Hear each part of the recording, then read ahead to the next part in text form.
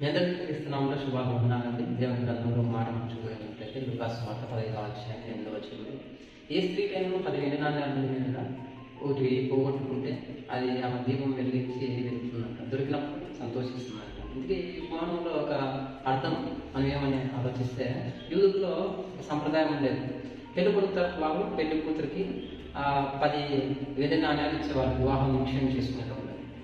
అది వాళ్ళు మంగళసూత్రంగా భావించి అది పాగాల ఇలా వేసుకునేవాళ్ళు, నక్లెస్గా గొలుసుగా ధరించేవాళ్ళు. అది చాలా విలువైనదిగా ఇచ్చేవాళ్ళు. అలాగే భర్త ఏదైనా పరమాంశాలు మరణించాలనుకోండి, అది ఆ వెండి నాణ్యాలు అనేవి వాళ్ళ పోషణ నిమిత్తం వాళ్ళు బ్రతకడానికి ఉపయోగించుకునేవాళ్ళు. అందుకే అంత విలువైనది కనుక ఆమె దీపం వెలిగించి వెతికిందంట. అలాగే 10 వెండి నాణ్యాలే కాదు, ఇంకా ఎన్నో నగలు ఆమెకి పెళ్లి కొడుకు తరపు వారు కట్నంగా ఇచ్చేవాళ్ళు.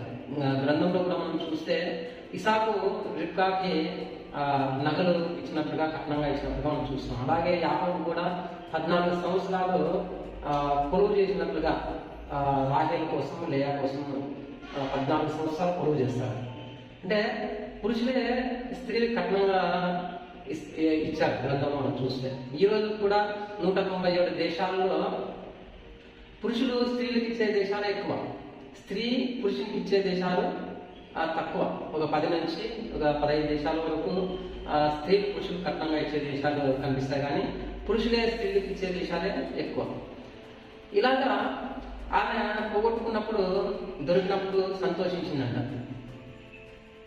ఎప్పుడైతే ఆమె మంగళసూత్రంలో ఎప్పుడైతే పోగొట్టుకుంటుందో, ఆ పోగొట్టుకున్నప్పుడు ఎందుకు ఆమె అంత బాధపడేస్తుంది, ఎంత టెన్షన్ పడింది అని మనం ఆలోచిస్తే, మంగళసూత్రంలో ఉండేది పోగొట్టుకున్నప్పుడు నలుగురు అది చూసినప్పుడు అవమానించేవాళ్ళు.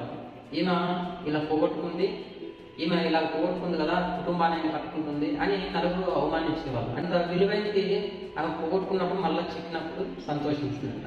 అలా ఈరోజు విలువైన రక్షణ విడిచిపెట్టి ఎంతోమంది లోకంలో కలిసి ఎంతోమంది మనకి కనిపిస్తారు. అలా ఎప్పుడైతే మారు మనసు పొందుతారో, మళ్ళా దేవునిలోకి వచ్చి రక్షణలో కొనసాగుతారో, దేవా తప్పపోయిన నన్ను మరలా రక్షణలో కొనసాగే భాగ్యాన్ని ఇచ్చావు అని ఎంతో సంతోషిస్తారు కదా. ఆ స్త్రీని కూడా చూడండి, ఆమె విలువైన పోగొట్టుకున్నప్పుడు చిక్కినప్పుడు సంతోషించిందంట.